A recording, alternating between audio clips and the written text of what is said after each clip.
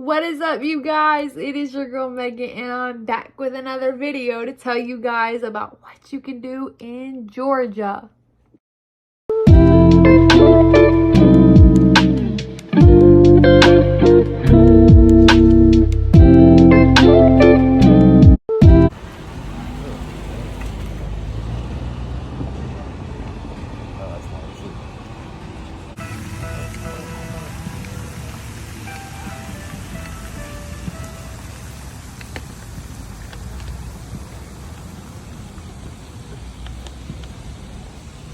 So first things first, Georgia is known for its peaches, southern hospitality, and being the birthplace of influential people like Martin Luther King Jr., who was actually born here.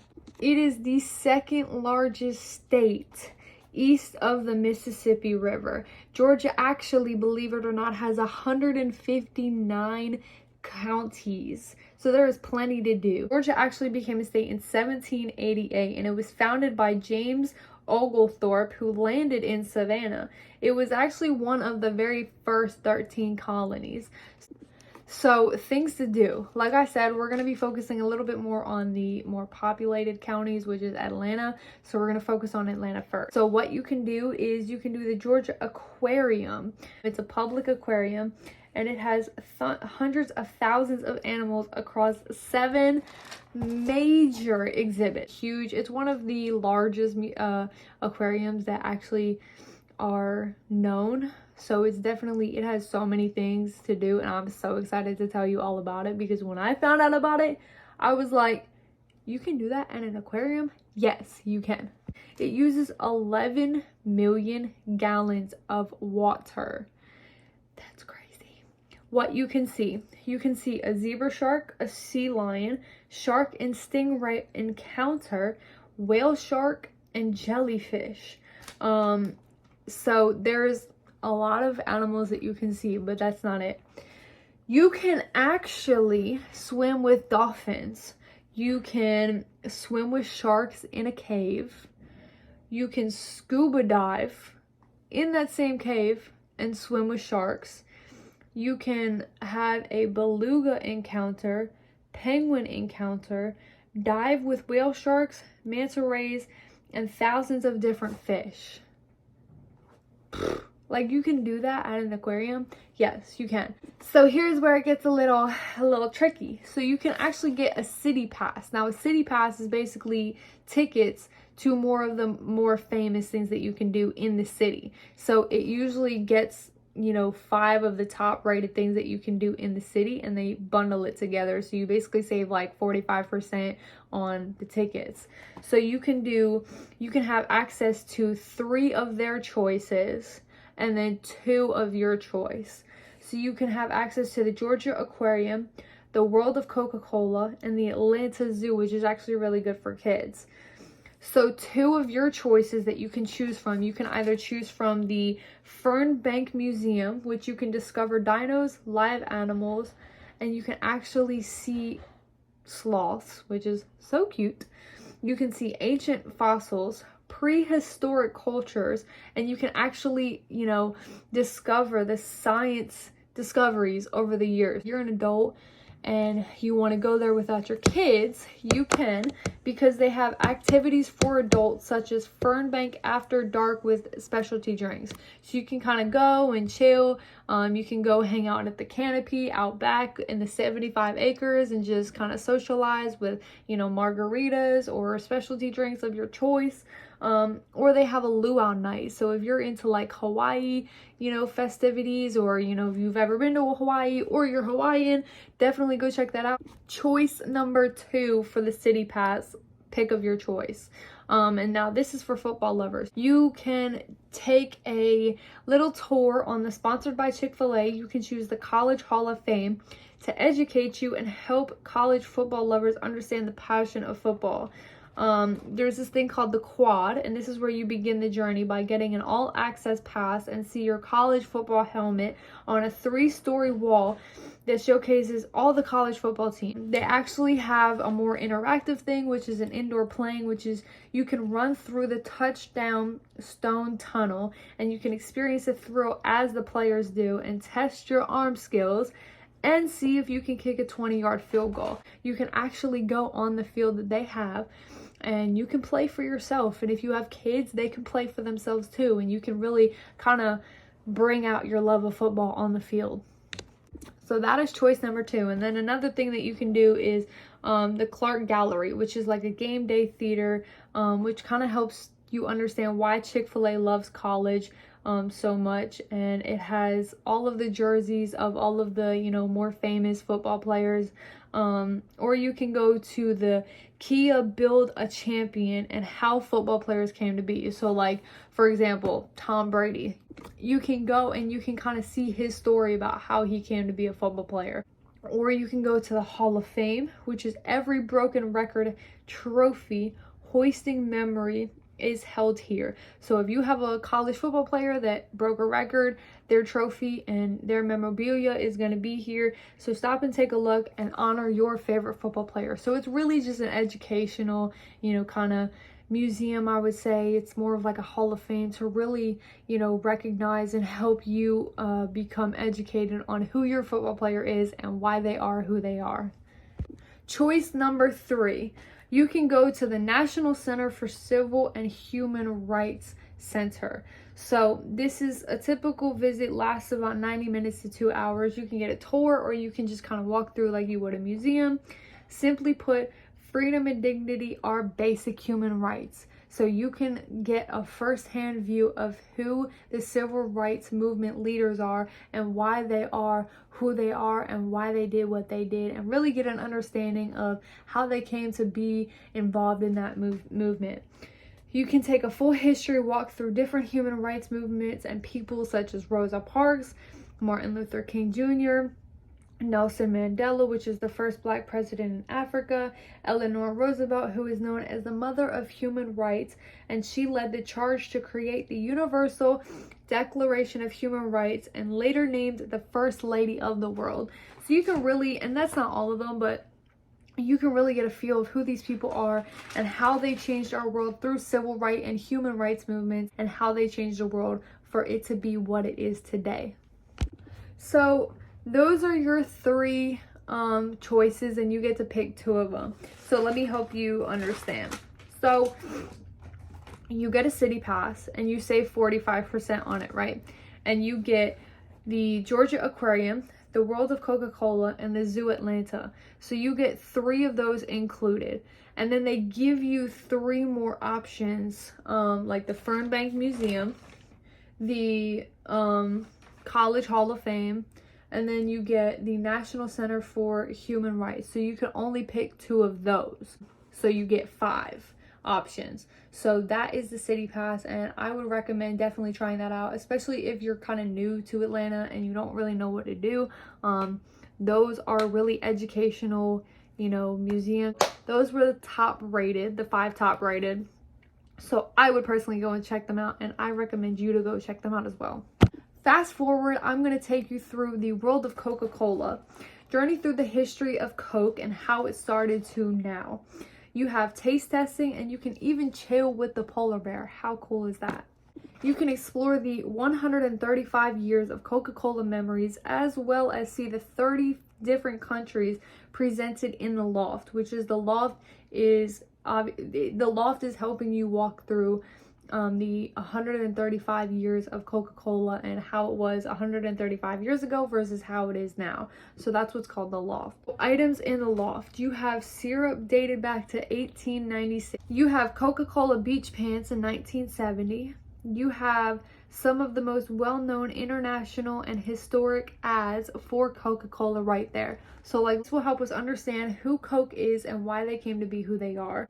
So they do actually have a Coca-Cola theater, which is a 6-minute film helping us walk through the videos of life's most memorable experience surrounded by Coke. You know, there's always a memorable experience, you know, with Coke, and it's just really more of an educational kind of fun museum more than anything else.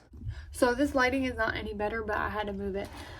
So we're gonna fast forward a little bit more towards like the nature vibes, because Georgia is so beautiful when it comes to that.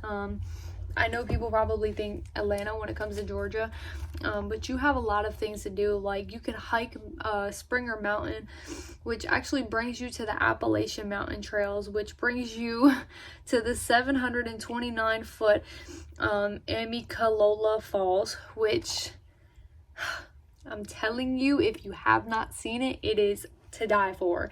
It is literally one of the most beautiful falls I've ever seen. So you can hike these trails that bring you to one thing, that bring you to another, because there's just so much to see. And a little side note, Amicalola Falls, which is actually the tallest in the state of Georgia. So if you're into hiking and you want, you know, a more hard trail or a longer trail, the Tallulah Gorge takes you 2.5 miles. It's about 2.5 miles long. And if you have kids, there is a paved like pathway that you can actually take. It's not really for hiking, but it's more for kids and it's more for people who are camping. So this is more of like kid friendly, and you can still swim in the lake. So Tallulah Gorge State Park in itself is gorgeous. It has 20 miles of trails. So like I said, there's multiple ways that you can get to the gorge, because it has over 20 miles of trails, and it has 5 waterfalls that you can see. Some of which you can swim in, some of which you can't. You kind of have to do your research. But there is a dam, which it's called Green Hued Lake, and it's open to fishing, swimming, and kayaking. And so there's like a waterfall kind of going down the rock, and you can actually swim in it, and it's really good for kids. So definitely, if you love hiking and you love camping and you just kind of love being in nature, this place is definitely for you. So like I said, Georgia has its own Grand Canyon, and we're gonna go into it right now. So it is a part of the southwestern portion of Georgia. It's known as Georgia's Little Grand Canyon because of the groups of massive gullies as deep as 150 feet, which is kind of funny because it was created because of bad farming back in the 1800s. It's called Providence Grand Canyon. And the best hikes at this is the Canyon Parameter Loop Trail. So it is actually a big loop, so it's not just one big trail. It's about 2.5 miles, and it takes about 52 minutes to complete. So if you're interested in more of, you know, the easier hikes, this is definitely one of the better ones to take.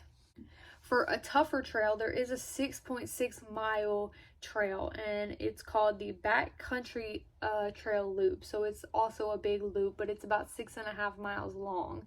So it's 6.5 miles long all the way around. And it takes about 2 hours and 31 minutes, but it does offer beautiful scenery to the canyon. So if you don't really care about the fact that, oh my gosh, this is a 6-mile trail, definitely go take a look at it. So we're gonna fast forward, well, not fast forward, but we're gonna shift gears, and we're gonna talk about Savannah. So I've actually been to Savannah, and it is chef's kiss. So nice, highly recommend it. Savannah is actually known for 2 things. Well, it's known for a lot of things, but I'm gonna list 2 things. One, the first African Baptist church known for some of the oldest and most historic religious sites, which is Savannah. So Savannah has some really old churches that are still in use to this day, and that is one of them. So if you do love just a historic town in itself, 2 places I recommend. 1, Savannah. 2, St. Augustine.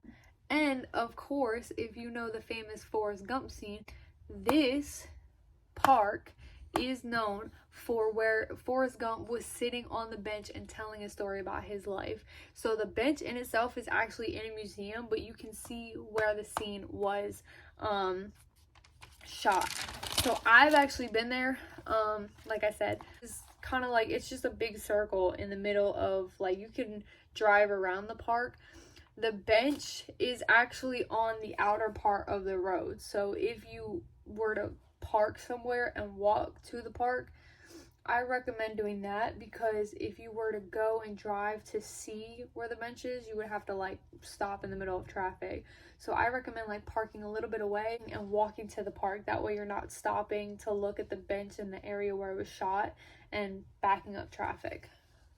So next thing we're actually going to go jump into is Forsyth Park. It's a 30-acre park named for Georgia's 33rd governor. It has the most famous fountain, installed in 1858 and molded after the fountains in Paris. So the park in itself is, like, I recommend you park somewhere kind of far away and then you walk to it, because the park is surrounded by like a bunch of houses. So I'm pretty sure that there is parking if you like park at like one of the restaurants. But my fiance and I, when we went, we took a trolley. Highly recommend that trolley, because the trolley is I forget how much it is. I'll put the prices right here. But the trolley is basically it stops you at all the famous sites around the whole city of Savannah. So I highly recommend doing that, because if you're gonna fly into Savannah and then stay at like a hotel, the trolley literally covers so much information, and it takes you to downtown Savannah, it takes you to Forsyth Park, it takes you everywhere that you need to go to Savannah, and it tells you the whole entire history of it. So anyways, back to Forsyth Park. It is perfect for Valentine's Day picnic dates or strolls in the park. There's so much room around that park where you can just go and lay up your hammock or lay up your, picnic basket. We went on Valentine's Day, and literally when I tell you, every single couple there was having a picnic. It was the cutest thing. So definitely, if you go for Valentine's Day, take your picnic basket, because it is perfect for that. So back to kind of like the nature vibe of Georgia. Definitely go to Rock City Gardens, which is also called Lookout Mountain. It's an ancient rock formation, and it basically covers 7 states. So it has like a little kind of chart that you look at, and if you look this way, you're looking at this state, and if you look this way, you're looking at this state. So definitely recommend, because Tennessee is literally only 6 miles away, so you can go and visit Ruby Falls, which is so beautiful. Cannot even emphasize. Ruby Falls is actually called Lookout Mountain as well. It's on the same mountain. So if you're going to Rock City Gardens, definitely go take a look at Lookout Mountain, and go get the Ruby Falls tour.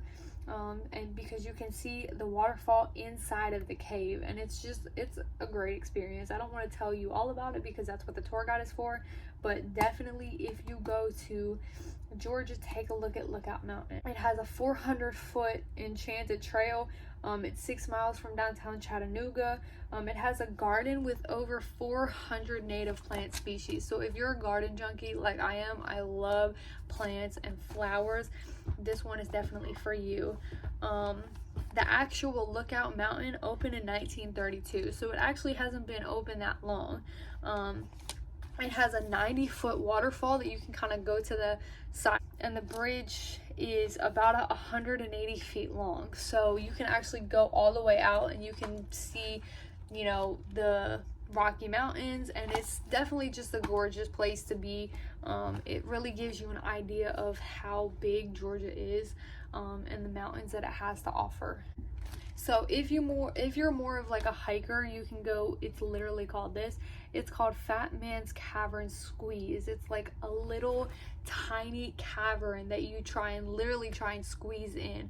So that will take you to the Fairyland Gardens, it's in a cave, and it has all these neon lights, and it's just a beautiful experience all in all. Last but not least, Atlanta Botanical Gardens. Now, when I was looking up pictures for this, it gives me like a whole Edward Scissorhands vibe. Like, I don't know if you've ever seen that movie, but like, do you remember when he started to learn how to like chop up trees and stuff, and he was like making all these like big, botanical like sculptures? Well, this is exactly what it is. The actual gardens in itself opened in 1976 as an 8-acre park and grew to be 930 acres.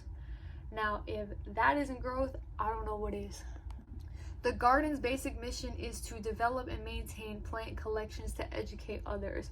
So it's basically, hey, we have plants, and plants aren't only just to look at. Like, they created so much beauty out of plants and bushes. It blows my mind, and I definitely want to go see it, because I think it's like 4.8 stars, and it's not that expensive to get into, and it has so much educational purposes to offer. So you have different plant-made sculptures like Earth Goddess, which is a 25-foot sculpture showing off her locks and hands spilling out water. And the coolest thing about her is that at night she has lights on her hair, so her hair is literally lit up, making her looking like, I think one of the cooler things about this is that their Christmas display.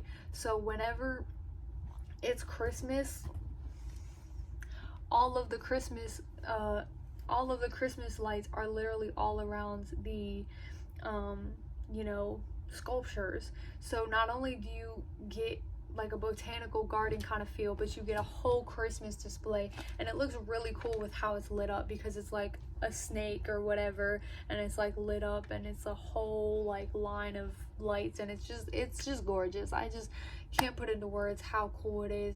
So basically how they do it is they have thousands of annual bedding plants that basically carpet steel like architecture. So they'll create it with like a steel plating, and then they'll put like plants around it. So I can't imagine how long this took to build, but it's honestly so cool, and it brings in thousands of people every single month. So if you are definitely into gardens, this place is for you. And it doesn't just have, you know, her, it has an Alice in Wonderland collection. It has dragons, it has elephants, it has horses, snakes, butterflies, and frogs. So it definitely gives me like a very, you know, Edward Scissorhands kind of vibe. And I love gardens, so I'm probably going to take a look at it one day. And I definitely think that you should too, because it's not that expensive. So if you're in Atlanta and you're in Georgia or you're in Savannah, definitely go take a look at any of these things, because they are highly recommended. And me personally, I recommend them to you because I did a lot of research on them, and I just definitely think that they're just different things to see. So that is it for Georgia. If you like this video, definitely book with me and we will work something out. I hope you liked it.